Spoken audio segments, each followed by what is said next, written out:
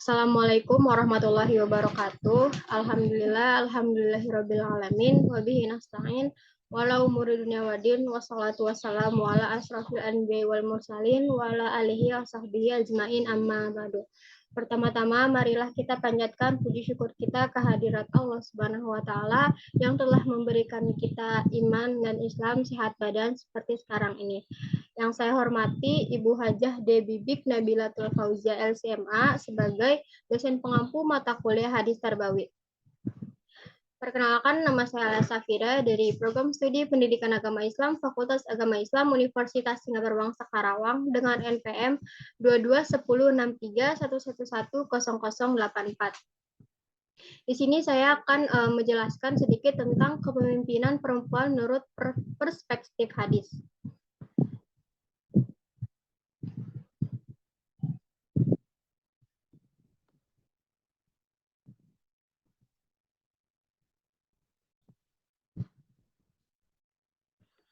Bismillahirrahmanirrahim. Hadasana Utsman bin Hasim, hadasana Auf anil Hasani an Abi Bakra qala laqad nafa'anillah bi kalimati sami'tuha minar Rasulillahi sallallahu alaihi wasallam ayyamal jamilah ba'da ma kadzibtu anil haqqa bil ahsabi jamilah wa uqatil ma'hum qala lamma balagha Rasulullah sallallahu alaihi wasallam anna ahla farisa qad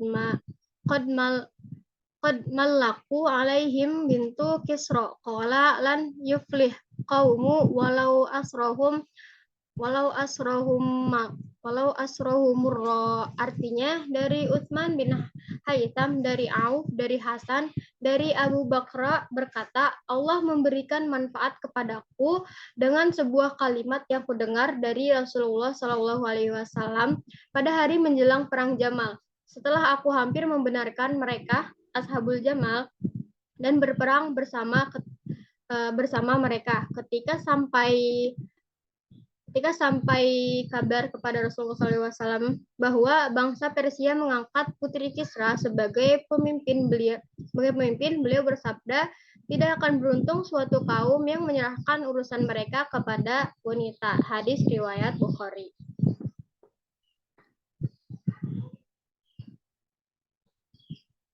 Hadis ini diriwayatkan oleh Imam Al-Bukhari, salah satunya dalam Kitabul Fitan, bagian pembahasan tentang konflik atau fitnah. Selain diriwayatkan dalam Sahih Al-Bukhari, hadis ini juga diriwayatkan dalam Musnad Ahmad bin Hanbal, Sunan At-Tirmizi, Musnad At-Tarbani, juga Sunan An-Nasai. Imam Al-Bukhari meriwayatkan hadis tersebut dari jalur Utsman bin Haytham yang bersambung sampai sahabat Abu Bakrah yang bernama Asli Nafi bin Al-Harits. Ada juga jalur periwayatan yang dimuat oleh Imam Ahmad bin Hanbal dari Muhammad bin Al-Musanna. Untuk redaksi matan hadis seperti di atas, mayoritas merujuk pada Abu Bakrah. Secara status hadisnya sendiri, para ulama menyepakati bahwa ia berkualitas sahih. Nah, salah satu konsekuensi hadis yang dihukumi sahih adalah ia menjadi dasar hukum dan hujjah dalam syariat dari pernyataan Nabi. Tidak akan beruntung suatu kaum yang menyerahkan urusan mereka kepada wanita. Dan di sini ada cara penjelasan hadis. Para pensyarah hadis menjelaskan peristiwa yang menyebabkan Nabi berujar demikian. Gitu. Al-Kisah di negeri Kisah, salah satu bagian dari negeri-negeri Persia, memiliki seorang raja yang terbunuh, buah dari konflik internal kerajaan. Rupanya pembunuh sang raja adalah anak lelakinya sendiri.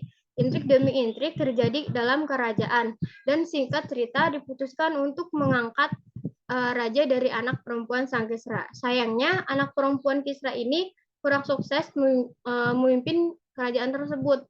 Banyak diskusi tentang sebabnya. Ada yang menyebut inkompetensi, ada juga yang menyebutkan bahwa kemunduran kerajaan itu akibat Kisra menyobek surat dakwah dari Nabi.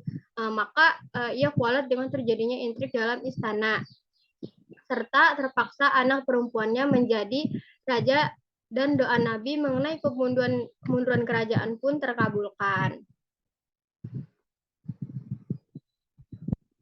Nah, pada waktu itu derajat perempuan itu di mata masyarakat masih dipandang minor gitu, masih dipandang sebelah mata.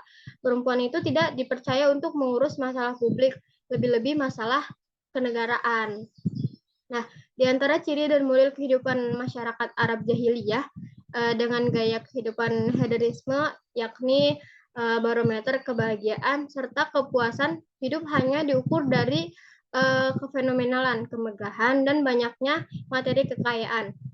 Di samping itu juga termasuk pola yang hidup patriarki gitu, yakni wanita itu perempuan didiskreditkan dalam sejumlah ini kehidupan, khususnya dalam ruang sosial kemasyarakatan. Nah, pada saat itu perempuan dinilai sebagai makhluk yang hina dan tidak berharga sama sekali. Mereka dianggap sebagai makhluk mati sehingga realitas keberadaan perempuan bebas diperjualbelikan, dijadikan budak dan pemuas nafsu di mana-mana, sehingga saat itu mudah mencari tempat pemuas nafsu. Karena hanya dengan mencari tempat atau rumah yang di depannya menancapkan bendera, maka rumah tersebut terdapat perempuan di dalamnya yang siap melayani. Jadi pada zaman dulu, pada masyarakat Arab jahiliyah itu, perempuan itu dipandang minor gitu, dipandang sebelah mata gitu. Perempuan itu nggak ada apa-apanya, perempuan itu nggak ada harga dirinya. Perempuan itu juga dijadikan dianggap sebagai makhluk mati, terus dijadikan budak, dijadikan pemuas nafsu gitu, diperjualbelikan secara bebas. Nah, terus waktu zaman masyarakat Arab jahiliyah itu, kalau misalkan mau cari perempuan itu gampang, cari aja rumah yang di depannya itu menancapkan bendera gitu. Kalau misalkan di depan itu menancapkan bendera, berarti di dalam rumah itu sudah ada perempuan yang siap melayani. Gitu.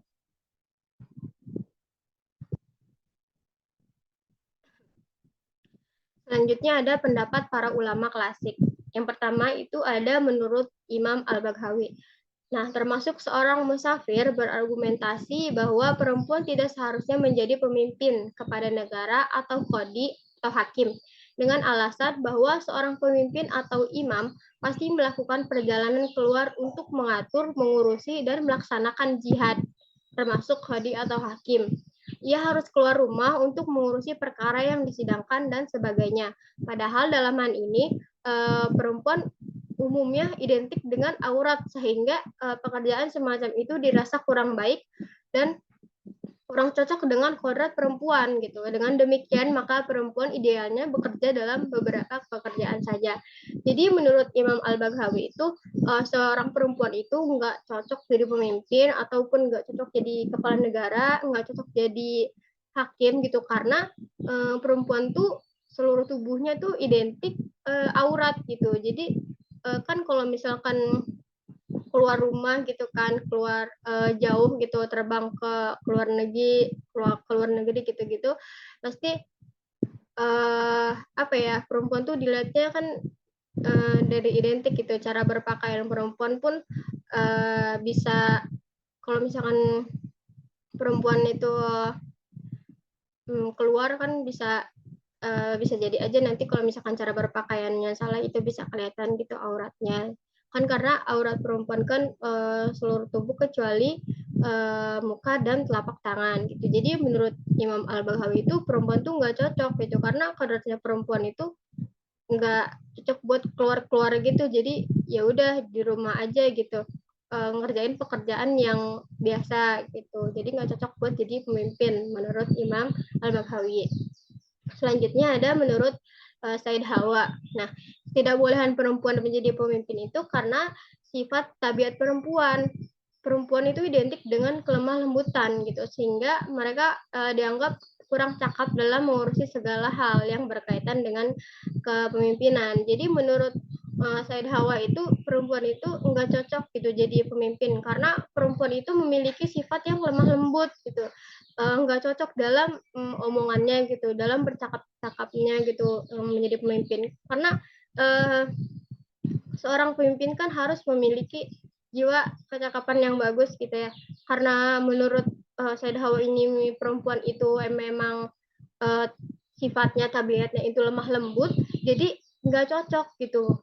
Jadi pemimpin gitu ataupun jadi hakim itu nggak cocok menurut Said Hawa. Nah, menurut Said Hawa itu pekerjaan pemimpin itu buat perempuan itu berat gitu, nggak cocok karena perempuan itu memiliki sifat dan tabiatnya yang memang lemah lembut seperti itu. Selanjutnya ada pendapat para ulama kontemporer. Yang pertama itu ada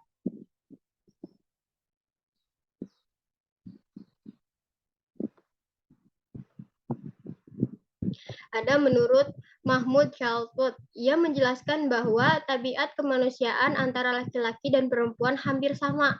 Allah Subhanahu wa taala telah menganugerahkan kepada perempuan sebagaimana menganugerahkan kepada laki-laki.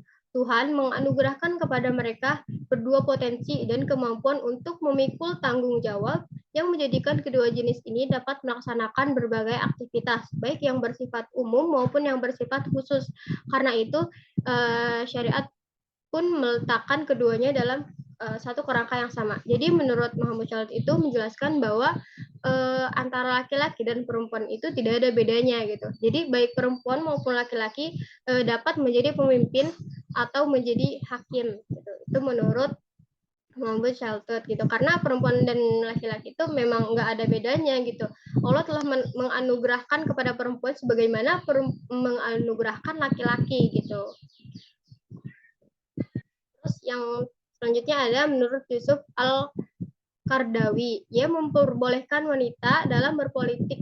Al-Qardawi juga menjelaskan bahwa penafsiran terhadap surat An-Nisa ayat 4 yang berbunyi A'udzubillahi minasyaitonirrajim Bismillahirrahmanirrahim Ar-rijalu qawwamuna 'alan nisa. Nah, bahwa laki-laki adalah pemimpin bagi wanita dalam lingkup keluarga atau rumah tangga.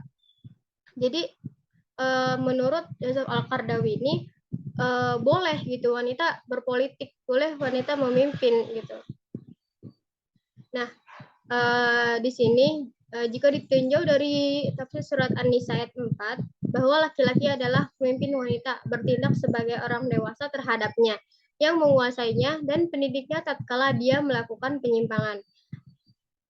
Karena Allah telah menggunakan sebagian mereka atas sebagian yang lain, yakni karena kaum laki-laki itu lebih unggul dan lebih baik daripada wanita. Oleh karena itu, kenabian hanya diberikan kepada kaum laki-laki.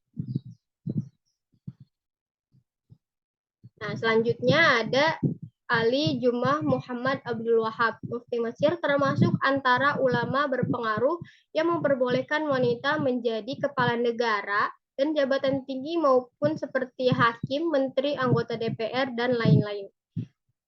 Namun ia sepakat dengan Yusuf Al-Qardawi bahwa kedudukan al-lamamah al-udma yang membawahi seluruh umat Islam dunia harus dipegang oleh laki-laki karena salah satu tugasnya adalah menjadi imam sholat. Jadi menurut Ali Juma Muhammad Abdul Wahab itu perempuan itu boleh berpolitik, perempuan itu boleh menjadi pemimpin, gitu. Perempuan itu boleh memiliki jabatan yang tinggi di dalam politik atau kayak misalkan menjadi anggota DPR atau yang lain-lain. Tapi Ali Juma Muhammad Abdul Wahab juga setuju kepada Yusuf Al-Qardawi gitu. Karena perempuan kalau misalkan perempuan itu boleh ngikut boleh menjadi pemimpin gitu, tapi apapun yang berbau Islam gitu ya itu harus dipimpin oleh laki-laki, kayak contohnya kayak imam sholat gitu kan. Jadi perempuan tuh nggak boleh jadi imam sholat buat laki-laki gitu. Jadi kenapa nggak boleh? Karena memang udah syariat Islam gitu. Jadi menurut Al-Jum'ah itu boleh perempuan itu menjadi pemimpin, cuma kalau buat apa ya yang Islami gitu kayak membawa seluruh umat Islam itu harus dipegang oleh wanita oleh laki-laki. Nah, yang terakhir ada nilai tarbawi atau nilai pendidikan. Nah, perempuan sebagai ciptaan Allah Subhanahu wa taala tetap berhak dan diperbolehkan menjadi pemimpin dalam urusan politik suatu golongan atau perkumpulan, bahkan mengambil bagian menjadi pemimpin dalam pemerintahan. Jadi perempuan itu sebagai makhluk ciptaan Allah gitu. Perempuan dan laki-laki itu sama sama-sama ciptaan Allah gitu, tetap berhak gitu, tetap diperbolehkan menjadi pemimpin atau ikut campur dalam urusan politik atau suatu golongan, perkumpulan atau organisasi gitu. Jadi perempuan tuh boleh gitu. Bahkan kalau misalkan perempuan emang mau jadi pemimpin paling tertinggi di dalam suatu golongan itu boleh gitu. Nggak ada larangan gitu. Terus perempuan itu selayaknya bersaing bersama laki-laki untuk menjadi yang terbaik. Karena ketika adanya persaingan, maka akan muncul pertumbuhan kualitas pemimpin yang ada gitu. Jadi kalau misalkan mau jadi pemimpin kan pasti ada persaingan gitu kan. Nah, di antara semuanya, antara laki-laki dan perempuan itu pasti mengeluarkan kualitas mereka gitu. Kualitas mereka dalam memimpin. Jadi siapapun bisa menjadi pemimpin jika mereka layak dan berkualitas untuk menjadi pemimpin. Nah, namun dalam urusan perwalian, persaksian, imam sholat bagi laki-laki, nah perempuan itu tidak dapat memimpin karena sudah menjadi ketentuan syariat. Jadi kalau misalkan perempuan mau jadi imam sholat buat laki-laki itu nggak boleh karena syariat Islam itu melarang gitu. Perempuan tuh boleh menjadi pemimpin, tapi dalam hal urusan kayak pemimpin apa ya, pemimpin suatu negara gitu, terus atau suatu institusi. Tapi kalau misalkan urusan agama itu harus dipimpin oleh laki-laki. Mungkin hanya itu yang dapat saya sampaikan. Kurang lebihnya mohon maaf. Untur mankola, wala tandur mankola. Wassalamualaikum warahmatullahi wabarakatuh.